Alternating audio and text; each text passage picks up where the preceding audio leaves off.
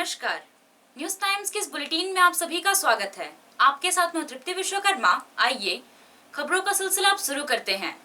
मुख्यमंत्री हेमंत सोरेन द्वारा युवाओं को मुर्गी, बकरी और सुअर पालन और अंडा बेचने की सलाह दिए जाने पर भारतीय जनता युवा मोर्चा ने घेराबंदी शुरू कर दी है। मोर्चा की जिला अध्यक्ष चंदन झा और पार्टी के कार्यकर्ताओं की ओर से अनुमंडल कार्यालय के समीप स्टॉल लगाकर मुर्गी और अंडा बेचकर विरोध जताया गया। मोर्चा के जिला अध्यक्ष ने कहा कि राज्य सरकार रोजगार के नाम पर सिर्फ मुर्गी और अंडा दिखाना चाहती है। यह सरकार बड़े बड़े वादे के साथ सत्ता में आई। पढ़ाई लिखाई करने वाले युवाओं को रोजगार देने की बजाय सरकार मुर्गी और अंडा बेचने की सलाह दे रही है। इससे हास्यास्पद और क्या हो सकता है। अपने युवाओं को ये माध्यम से इस अंडा का जो दुकान हम लोगों ने खोला है, ये हम लोगों ने खोला नहीं है, ये हम लोग मन से नहीं खोला। हमें हमारे माननीय मुख्यमंत्री जी ने हम लोगों को ये सलाह दिया है कि आप लोग युवाओं पढ़े लिखे और अंडा मुर्गी बेचें। तो हम लोग इस अंडा मुर्गी के स्टॉल के माध्यम से पूरे जनता को, अपने युवाओं को बताना चाहते हैं कि आप पढ़ाई लिखाई करें, अपने माँ बाप का जो सपना जो रोशन करने के लिए आप लोग समय बर्बाद करें, पैसा बर्बाद करें, लेकिन बेचना आपको मुर्गी और अंडा ही है। इसीलिए आप आने वाले समय में हेमंत जी से आप खुद पूछिए, या तो फिर खुद आप रोड में आ जाइए, उतरिए और जो करना है कीजिए, लेकिन नौकरी मत मांगिए। पढ़ाई तो फिर नौकरी नहीं मांगना है तो पढ़ाई क्यों करना है। मतलब घूम फिर करके हमारे हेमंत सोरेन जी चाहते हैं कि शिक्षा नहीं होनी चाहिए झारखंड में, अशिक्षा का वृद्धि हो और हमारा रोटी खाली सेकाए। और रोटी जब सेकाएगा तो ठीक है, और साथ में अंडा मुर्गी भी साथ में हम लोग बेचे कि ताकि उन्हें रोल करके वो खाएं। मेरा बोलना यही है, सभी जनता युवाओं से आग्रह है कि अभी भी जागिए और समझिए कि किस दिशा में हम लोग का झारखंड जा रहा है, किस दिशा में हम लोग का ये पश्चिम सिंहभूम जा रहा है। ये समझने की बात है और समझाने की बात है भाइयों, कि खुद भी समझ। सार्वजनिक क्षेत्र के बैंकों के निजीकरण को लेकर बैंक कर्मियों की राष्ट्रव्यापी हड़ताल के दूसरे दिन शुक्रवार को भी जिले के सभी बैंकों के कर्मचारी हड़ताल पर रहे और बैंकों में ताला लटका रहा।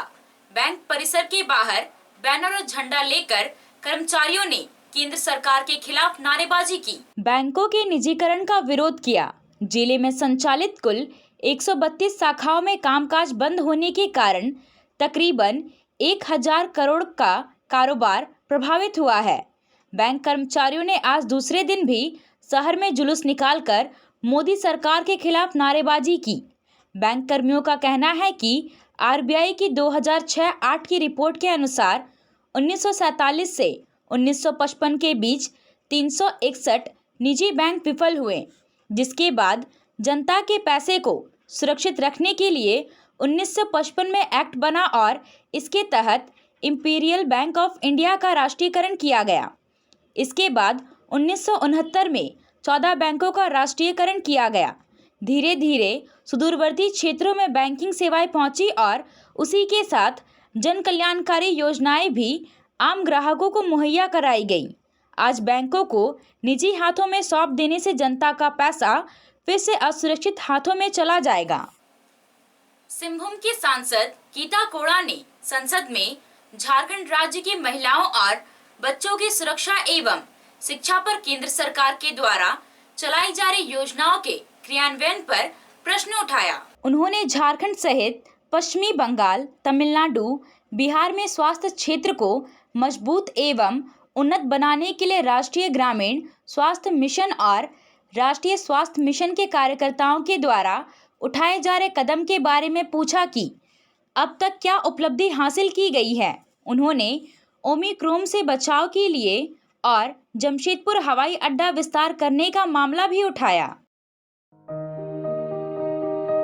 लक्ष्मी टीवीएस का फेस्टिवल ऑफर। टीवीएस की गाड़ियों की खरीदारी पर शानदार ऑफर। हर खरीदारी पर मिलेगा स्क्रैच कूपन। स्क्रैच कूपन में 3000 से 1 लाख रुपए तक का निश्चित उपहार। लक्ष्मी टीवीएस शोरूम में 1111 रुपए के डाउन पेमेंट पर खरीद सकते हैं मनपसंद वाहन और वाहन के साथ ही मिलेगा 15 दिनों का पेट्रोल मुफ्त।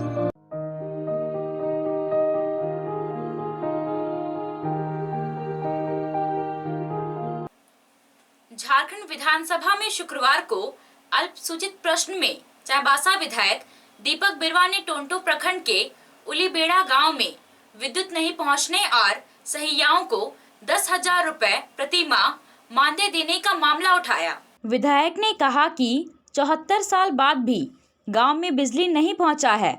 4 साल पहले बिजली खंभा गिराया गया था जो आज भी वैसे ही पड़ा है। इस पर सरकार ने 2022 तक विद्युतीकरण कार्य पूर्ण करने का भरोसा दिया। वहीं विधायक ने सहिया के मानदेय बढ़ाने का मामला उठाते हुए कहा कि कोविड-19 महामारी के दौरान स्वास्थ्य सुविधा पहुंचाने में सहिया की अहम भूमिका रही है। ऐसे सेवा से जुड़े सहिया का मानदेय 10,000 रुपये प्रति माह दिया जाए। पश्चिमी सिंहभूम जिला मुख्यालय शहर चाईबासा की समस्याओं का मामला झारखंड मुक्ति मोर्चा के नगर अध्यक्ष राहुल तिवारी ने उठाया। शहर की समस्याओं को लेकर जिले के उपायुक्त अनन्य मित्तल को एक पत्र सौंपा। चाईबासा शहर के वार्ड नंबर 14 स्थित राजकीय कन्या उच्च विद्यालय में आपका अधिकार आपकी सरकार आपके द्वार कार्यक्रम के तहत शिविर लगाया गया। नगर परिषद की ओर से लगाए गए शिविर में वार्ड वासियों की समस्याओं का समाधान किया गया। Save water, sanitisation and hygiene for health विषय पर एक दिवसीय कार्यशाला का आयोजन पश्चिमी सिंहभूम के सिविल सर्जन डॉक्टर बुका उरांव की अध्यक्षता में किया गया। सदर अस्पताल चाईबासा सभागार में आयोजित कार्यशाला में चर्चा करते हुए कायाकल्प के सभी thematic area, assessment form, login और पासवर्ड, लॉगिन इन स्टेट के महत्व और झारखंड के 2 जिलों में आगे की शुरुआत के बारे में बताया गया। कार्यशाला का आयोजन यूनिसेफ और स्वास्थ्य विभाग की ओर से किया गया। आजसू पार्टी का जिला सम्मेलन रविंद्र भवन में जिला अध्यक्ष सिद्धार्थ शंकर महतो की अध्यक्षता में हुआ। इसमें केंद्रीय सचिव चंद्रगुप्त सिंह और विशिष्ट अतिथि के रूप में केंद्रीय महासचिव सागेन हासदा और जिला प्रभारी सपन सिंह देव उपस्थित थे। सम्मेलन में राज्य की वर्तमान स्थिति के साथ साथ संगठन के विस्तार को लेकर विस्तार से चर्चा की गई। जातीय जनगणना, आरक्षण, बेरोजगारी, स्थानीय नीति, जेपीएससी और पंचायत चुनाव सहित अन्य विषयों पर मंथन किया गया। सम्मेलन को संबोधित करते हुए केंद्रीय सचिव चंद्रगुप्त सिंह ने कहा कि झारखंड के निर्माण में आजसू पार्टी की बड़ी भूमिका रही है। हेमंत सरकार बेरोजगारी और आर्थिक पिछड़ेपन को दूर करने में अक्षम साबित हो रही है। जनता से वादा करके सत्ता हासिल किया और अब जनता से विश्वासघात कर रही है।